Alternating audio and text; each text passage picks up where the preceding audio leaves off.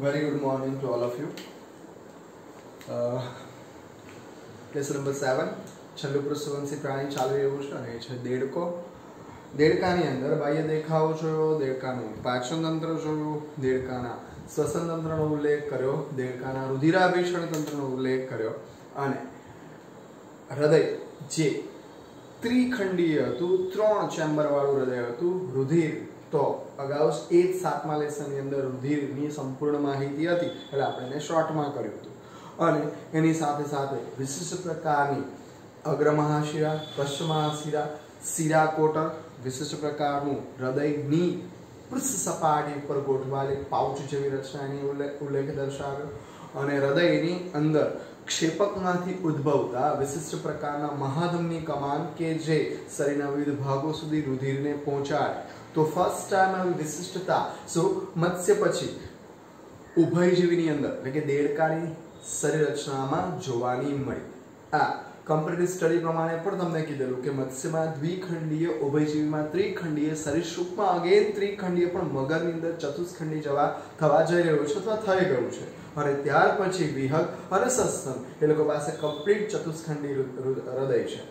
દેડકામાં વાત કરીએ તો વિશિષ્ટ પ્રકારના રુધિરનું પરિવહન થાય કારણ કે જમણા કર્ણકની અંદર અશુદ્ધ રુધિર, ડાબા કર્ણકની અંદર શુદ્ધ રુધિર ફેફસામાંથી આવે. પરંતુ વિધિની વિડંબના એ છે કે કર્ણક અને ક્ષેપકને છૂટો પાડતો પડદો એમાં એક કોમન વાલ આવેલો છે. એ કોમન વાલને કારણે બંને તરફનું રુધિર જે પ્યોર અને ઇમ્પ્યોર, CO2 વાળું, O2 વાળું એ મિક્સ થઈ જાય છે અને મિશ્ર રુધિર પછી છેવટે આખા દેહની અંદર પરિવહન પામે છે. આ થઈ દેડકાના પરિવહન તંત્રની વાતો. અને હવે દેડકાના પરિવહન બાદ આપણે ઉત્સર્જન તંત્ર ઉપર જવાના. ઉત્સર્જન તો કે સર બે પ્રકારના ઉત્સર્જન એટલે કે નકામા પદાર્થો, એની અંદર ઘન ઘટકો પણ આવે અને પ્રવાહી ઘટકો પણ આવે. ઘન ઘટકોમાં આપણે મળની વાત કરીએ છીએ અને જે પાચન તંત્રમાં અપાચિત નકામનો પદાર્થ જેને ઇજેક્ટ કરવામાં આવે છે અને એ અવસારની દ્વારા. સેમ હિયર પ્રવાહી ઉત્સર્ગ દ્રવ્ય એટલે કે રુધિરની અંદર જે પણ ઇમ્પ્યોરિટી શરીરના કોષોમાં સર્જાય, સાંભળો, શરીરના કોષોમાં, પેલું પાચન માર્ગમાંથી, અને આ શરીરના કોષોમાં સર્જાયેલા વિશિષ્ટ પ્રકારના ઉત્સર્ગ દ્રવ્ય જેમ કે એમોનિયા, યુરિયા, યુરિક એસિડ જેવા વિશિષ્ટ પ્રકારના ઉત્સર્ગ દ્રવ્ય એ દેડકાના દેહની અંદર જન્મ લે અને એને બ્લડમાંથી આ ઇમ્પ્યોરિટીને બ્લડમાંથી દૂર કરવી પડે, બ્લડને ફિલ્ટર કરવું પડે. તો આ ચોક્કસ પ્રકારના ઉત્સર્ગ દ્રવ્ય બ્લડમાંથી દૂર થાય અને બ્લડમાંથી દૂર થયેલા આ ઉત્સર્ગ દ્રવ્ય શરીરમાંથી બહાર કાઢવા માટે વિશિષ્ટ પ્રકારની વ્યવસ્થા ઉત્સર્જન તંત્ર અને ઉત્સર્જન તંત્ર માટે જરૂરી એવા ઘટકો એક જોડ મૂત્રપિંડ, મૂત્રવાહિની. મેલ અને ફિમેલમાં વેરિએશન છે. મેલની અંદર આ જ વાહિનીને કહેવામાં આવશે મૂત્રજનન વાહિની અને ફિમેલની અંદર ચોક્કસ પ્રકારે ખાલી મૂત્રવાહિની તરીકે જ ઓળખાશે. ત્યાર પછીનું અટેચમેન્ટ યુ નો ધેટ એ શેની સાથે થયેલું હશે? અવસારણી. પણ એ પહેલા એક ઘટક અને એ છે મૂત્રાશય. આ બધી વસ્તુઓ તમારે ધ્યાનમાં રાખી અને હવે આપણે સ્ટાર્ટ કરીશું કે અહીં એક જોડ મૂત્રપિંડ. તો ક્યાં છે મૂત્રપિંડ? અને મનુષ્ય આ લોકો બંનેની વાત કરીએ તો આપણી અંદર પણ આપણો કરોડ સ્તંભ, એ કરોડ સ્તંભની પાર્શ્વ બાજુએ ઉદરીય પ્રદેશની અંદર, શબ્દ સમજો, ઉદરીય પ્રદેશની અંદર કરોડ સ્તંભની બંને પાર્શ્વ બાજુએ હવે વિશિષ્ટ પ્રકારની રચના જોવાની મળશે. આપણે એને કિડની તરીકે ઓળખીએ છીએ. શું કહીએ છીએ? કિડની. અને ચોક્કસ પ્રકારના એક જોડ મૂત્રપિંડની વિશિષ્ટ રચનાની સાથે સાથે આ વિશિષ્ટ રચનાની સાથે સાથે જોવાનો છેદ લઈએ તો અહીં એક ક્વેશ્ચન ઊભો થાય કે આ મૂત્રપિંડની અંદર એવું તે શું છે કે જેથી અહીં બ્લડ ફિલ્ટર થાય અને મૂત્રપિંડની અંદર એક વિશિષ્ટ રચના જેને કહેવામાં આવશે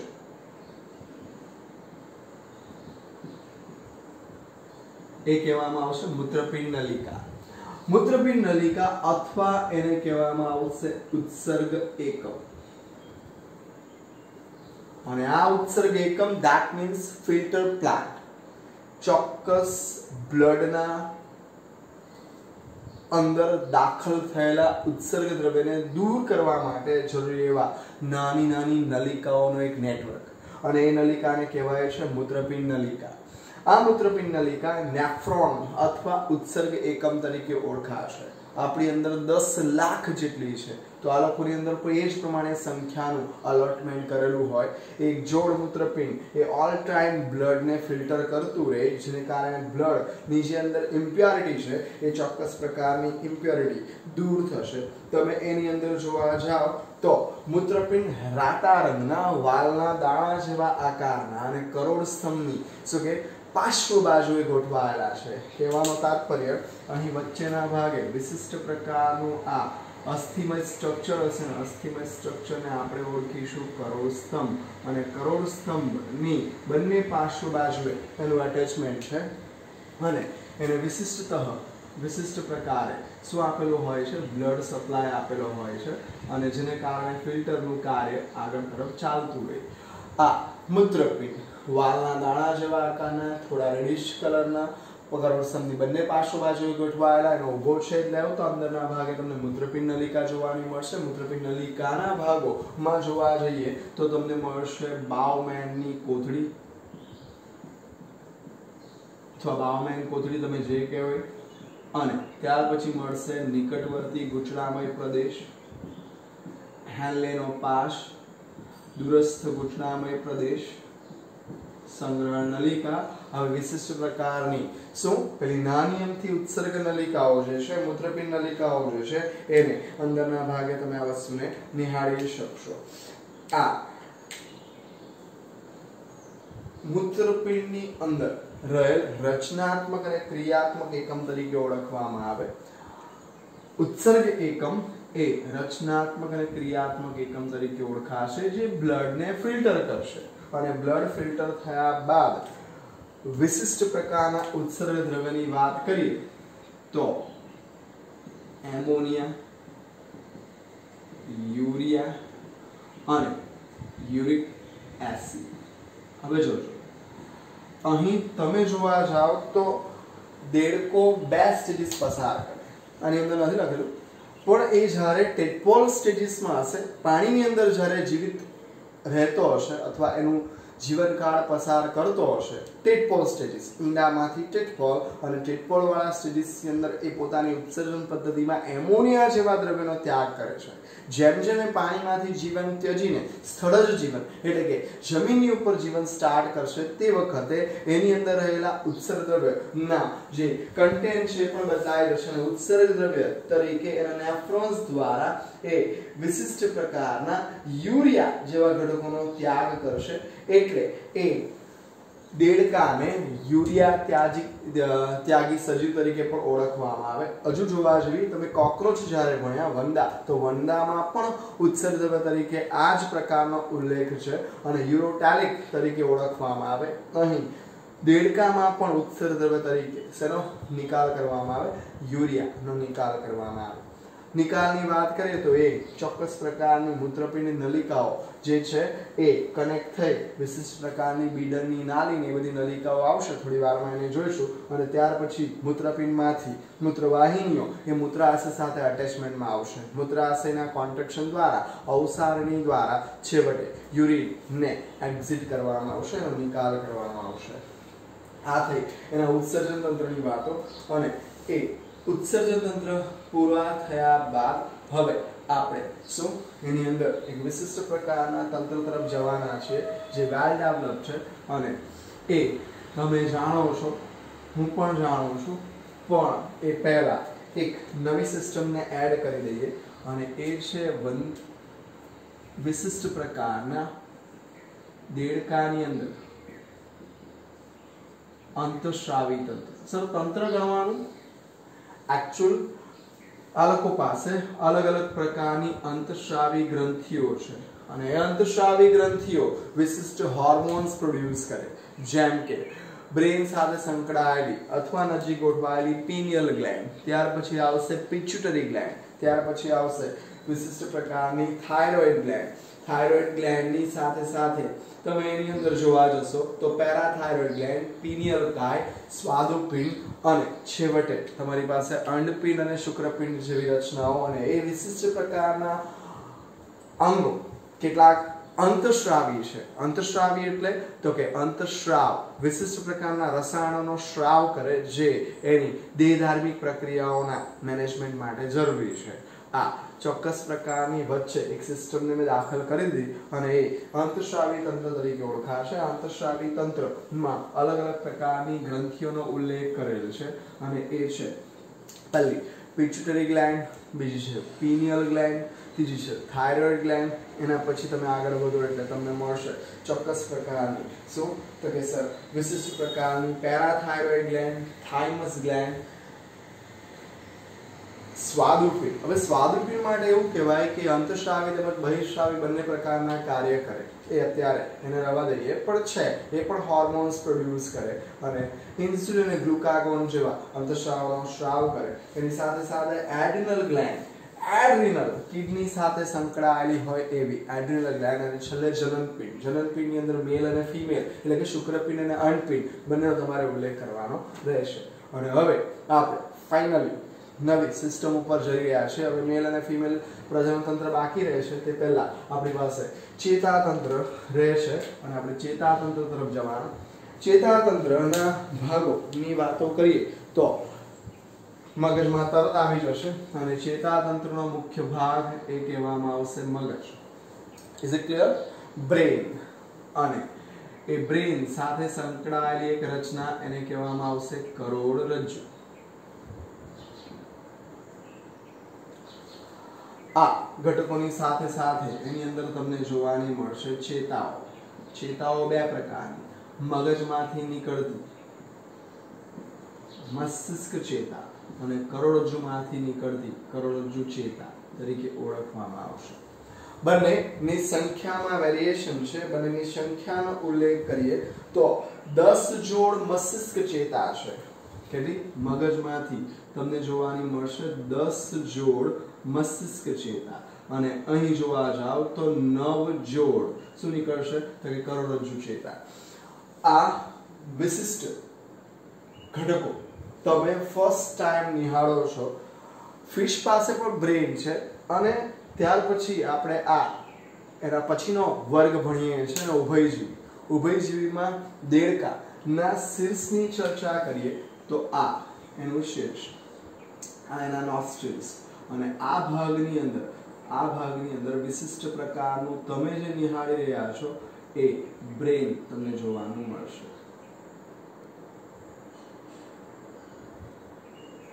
આ પ્રકારનું આયોજન થયેલું હશે. હું ખાલી સિમ્પલી આઈડિયા આપું છું કે એના શીર્ષ પ્રદેશની અંદર આનું આયોજન હશે.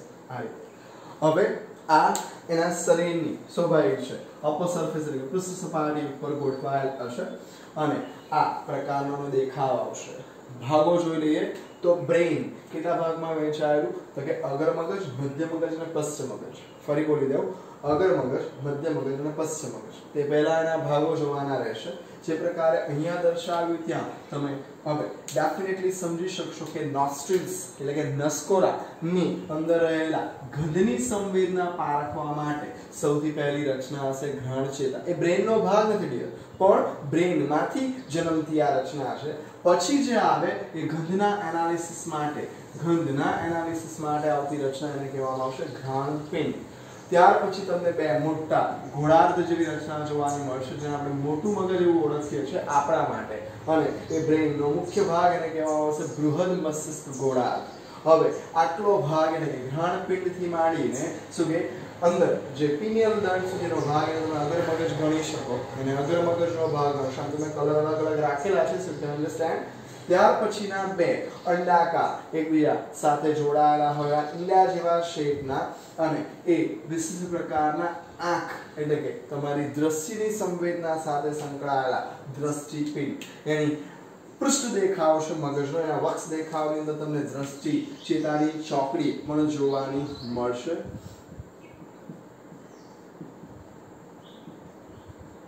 એનાથી આગળ જાઓ એટલે તમને અહીંયા દ્રષ્ટિ પિંડની નીચે થોડો અવકાશ જોવા મળશે એને કે આંતરમસ્તિષ્ક તરીકે ઓળખવામાં આવશે. ત્યાંથી હવે નીચે આવી જાવ એટલે હવે ખ્યાલ આવી જશે આ તમારું મોટું મગજ હતું તે જ રીતે આ કહેવામાં આવશે અનુમસ્તિષ્ક, અને અનુમસ્તિષ્ક પછી બ્રેઇનનો છેવટનો ભાગ એને કહેવામાં આવશે લંબમજ્જા. હવે જોજો આ તમારા શીર્ષની અંદર ખોપરીની અંદર સચવાયેલું છે અને ત્યાર પછીથી કરોડ સ્તંભ એટલે કે અશેરુકાઓ જે મધ્ય ભાગેથી પોલી છે ત્યાંથી ચેતાતંત્રનો ભાગ શરૂ થશે. હવે હું એક્સ્ટ્રા એ તમને દર્શાવી દઉં, આ કરી નાખું છું પૃષ્ઠ દેખાવ, અને અહીંથી તમે આગળ જશો એટલે તમને વિશિષ્ટ આ એક લાંબી નળાકાર અને ચેતાતંત્રના ભાગ જોવાનો મળશે. આ ચેતાતંત્રનો વિશિષ્ટ ભાગ આને કહેવામાં આવશે કરોડરજ્જુ. આ કરોડરજ્જુ એ વિશિષ્ટ પ્રકારે જેમ આપણી પાસે બ્રેન અને બ્રેન પછી આપણી પાસે જે આ કશેરુકાઓ છે મણકા કહીએ, એ મણકા વચ્ચેથી પોલા છે, એ પોલામાંથી શું કે આ ચેતાતંત્રનો ભાગ કરોડરજ્જુ પસાર થાય છે. અને કરોડરજ્જુ એ વિશિષ્ટ પ્રકારની ઉર્મિવેગ અથવા સંવેદનાઓનું વહન કરે છે.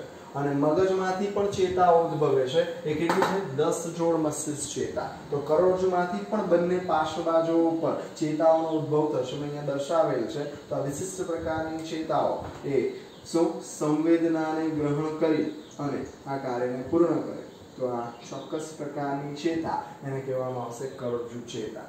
અને આખી ચેતાતંત્રનો ઉલ્લેખ કરીએ તો એની અંદર વિશિષ્ટ પ્રકારના સંવેદનાંગ પણ જોવાના મળશે. તમને બ્રેઇનની વાત કરી, અગ્ર મગજ, મધ્ય મગજ, પશ્ચિમ મગજ. હવે આની સાથે સંકળાયેલ તમે અળસિયામાં પણ જો તો આપણે સંવેદનાંગ અથવા અલગ અલગ પ્રકારની સંવેદનાઓની ચર્ચા કરેલી. વંદામાં જોવા જાઓ તો વંદાની અંદર સ્પર્શક, એના જંભમૃષ, ત્યાર પછી એની આંખ, આ બધી વિશિષ્ટતાઓ જોયેલી જે ચેતાતંત્ર દ્વારા હેન્ડલ થાય અથવા બહારની સંવેદનાઓનું એનાલિસિસ માટે મગજ એક વિશિષ્ટ ભાગ ભજવે. અળસિયાની અંદર ચેતાકડી મેં ડ્રો કરાવેલી જે એના બ્રેઇન તરીકે ઓળખાય. વંદામાં પણ સેમ, અને એની અંદર શીર્ષ પ્રદેશની અંદર વિશિષ્ટ પ્રકારના ઉપરી અન્નનાળીય ચેતાકંદ અને અધો અન્નનાળીય ચેતાકંદ ભેગા થઈને બ્રેઇન બનાવતા હતા. અને અહીં વિશિષ્ટ બ્રેઇનની તૈયારી આપણે કરી લીધી કારણ કે સમુદાયથી ખાસ્સા દૂર નીકળી આવ્યા અને અંદર વિશિષ્ટ અને ઉચ્ચ પ્રકારનું સ્ટ્રક્ચર તમને જોવાનું મળે છે. અહીં સંવેદનાની વાત કરીએ, સંવેદનાંગની વાત કરીએ તો એની પાસે જોવાના મળશે સ્પષ્ટ આંખ, તમને જોવાના મળશે શ્રવણી સંવેદના માટે કર્ણપટલ, તે સિવાયની પાસે જોવાની મળશે ત્વચા, અને ત્યાર પછી અહીં સહી વાતો કે સર જીભ. આટલી ચોક્કસ પ્રકારના સંવેદનાંગો એની પાસે અવેલેબલ છે. આંખ દ્રષ્ટિના સંદર્ભમાં, કાન તો ન કહી શકો, કર્ણપટલ, અંતઃકર્ણ શ્રવણના સંદર્ભમાં એની જે કમ્પ્લીટ ત્વચા જે છે એ કમ્પ્લીટ ત્વચા એ સંવેદના આસપાસના વાતાવરણથી મેળવશે. આંખ જે છે એના શીર્ષ પ્રદેશની અંદર નેત્ર ગુહાની અંદર ગોઠવાયેલી હશે અને એના પ્રોટેક્શનનું કાર્ય કરે. આંખ વિશિષ્ટતઃ પોપચા વડે ઢંકાયેલી પણ હશે અને એની અંદર ત્રીજું પોપચું પણ જોવાનું મળશે. દેડકામાં કર્ણનો અભાવ છે. તમે માત્ર એના ઉપર સ્કિન એટલે કે કર્ણપટલ જોઈ શકશો. કર્ણપલ્લવ જેવી રચના એ લોકોની અંદર ઘેરાયેલ છે. તમે આના પછીના પણ વિહક સુધીના સમુદાયમાં જશો, વર્ગમાં જશો, ત્યાં સુધી તમને કર્ણપલ્લવ દેખાશે નહીં. તો કર્ણપલ્લવ માત્ર સસ્તનની અંદર દેખાશે, તે સિવાયના કોઈ પણ વર્ગની અંદર એની અવેલેબિલિટી નથી. અત્યારે તમે જે ભણી રહ્યા છો એ છે ચેતાતંત્ર, ચેતાતંત્ર સાથે સંકળાયેલી સંવેદી અંગો, તે સિવાય ઉત્સર્જન તંત્ર તમે શીખ્યા, અને અંતસ્રાવી તંત્ર. એટલે 3 તંત્ર આપણે ફિનિશ કર્યા. અને હવે જે રહી જાય છે એ છે male reproductive system, female reproductive system, અને છેવટે તમને મળશે તે શું? તમને જે મળશે છેલ્લું જે છે એ છે એના રૂપાંતરણના ઘટકો. અને એટલે આપણો દેડકો પણ ફિનિશ થશે. Thank you.